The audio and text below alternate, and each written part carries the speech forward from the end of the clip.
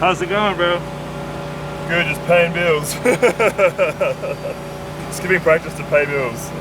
We just finished that driver's brief. The boys are wrapping up the car, and in just a moment's time, Fielding and I are going to run up to the spotters tower and check out the beginning of Pro 1 practice.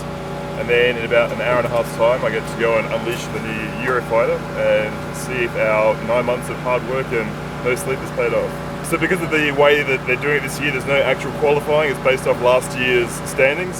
So I'm number one qualifier. So nice to have that to start today, I guess. And we'll see where it gets us from there. Is the track the same as last year? Yeah, track is exactly the same, except they moved a couple of the zones. So basically on the last corner, which is a left-hander, really tight hairpin, last year they had a nose clip, which I personally hated because typically when you have a nose clip, it pinches off the chase driver. So they actually changed it to an outer zone now, which is what I prefer. I think, honestly, all of Formula D, every single track should have nothing but outer zones because that promotes the best tandem. The wider the lead car goes, the more room the chase car has to, you know, get close and not have to get pinched off or drop tire or end up in the dirt. So they did that on the last corner here, which is nice. This is actually one of the most technical tracks, if you ask me, in terms of like line. It's very important that you control your angle, control your wheel speed, and really follow the right line. And it's not easy. So, you know, some of the other tracks where it's more about like horsepower, more about speed, that sort of stuff. Here it's really about the very fine tuning and control of that line, the angle and speed on course, exactly where you need to be, and timing your transitions. It's pretty technical, but you know, we'll see how Josh does. It's all on him. I just get to talk on the radio, so I got an easy job.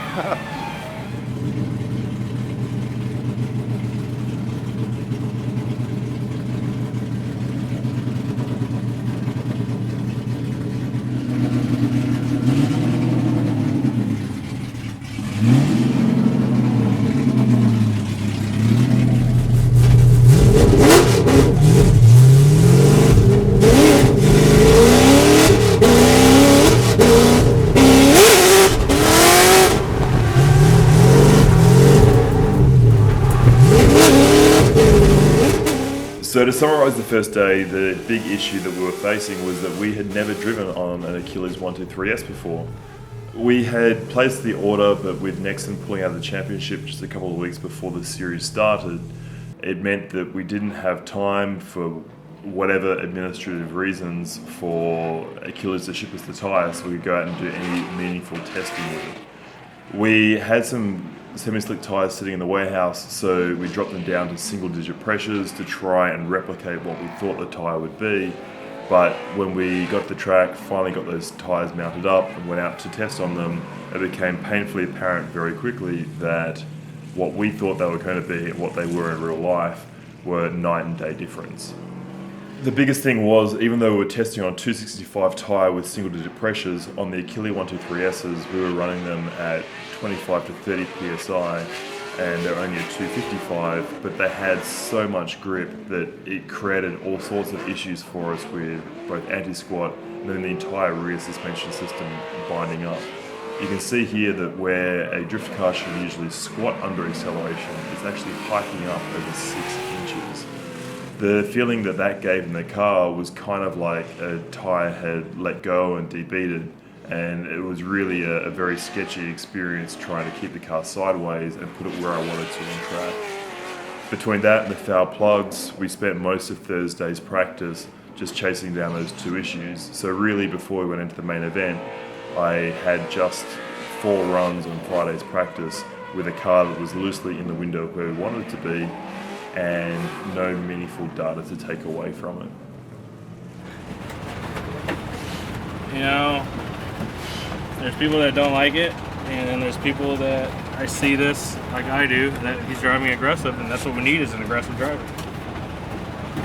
You know, you gotta be willing to take the chances. That's how you're gonna end up putting this thing on the podium at the end of the day.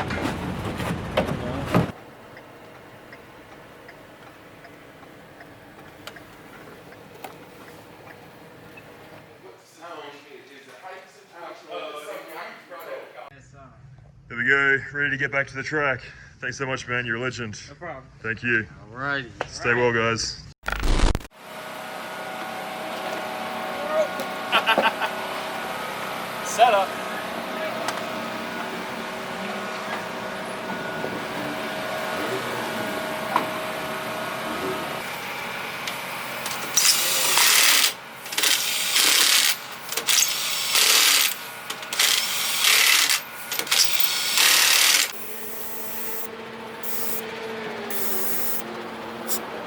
So our key focus at the moment is getting used to how much grip the car has and the way that it transitions.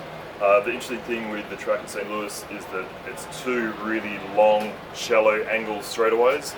So it's a tight balance of trying to keep the car sideways without it straightening if you need to come off the gas for any reason, but without using the handbrake if you need to try and get it to stay sideways. So it's really just a case of piecing that together perfectly so the clutch kick on initiation gets the car to the right angle and you can stay on the gas the entire time through that zone, and maybe a little bit of left foot brake if it starts to straighten up to keep it perfectly sideways and also getting the distance that you need down those long sweeping corners.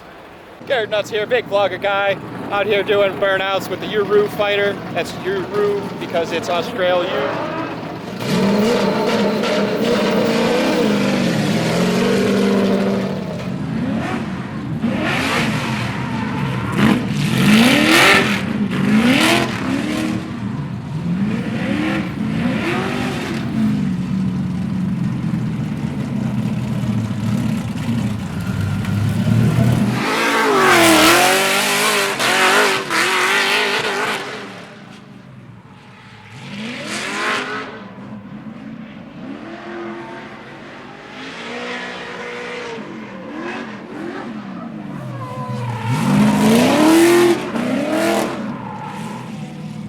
We've got 10 minutes left in the first session.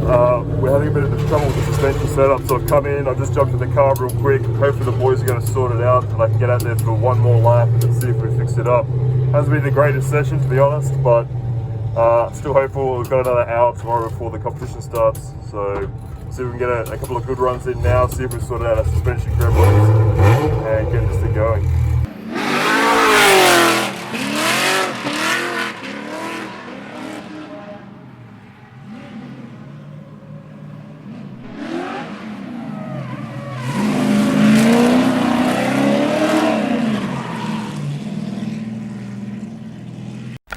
We're working on the rear suspension at the moment. The guys have got the toe plates out, trying to check all of that. We're going to drop the suspension off, or drop the shock absorber off and cycle that.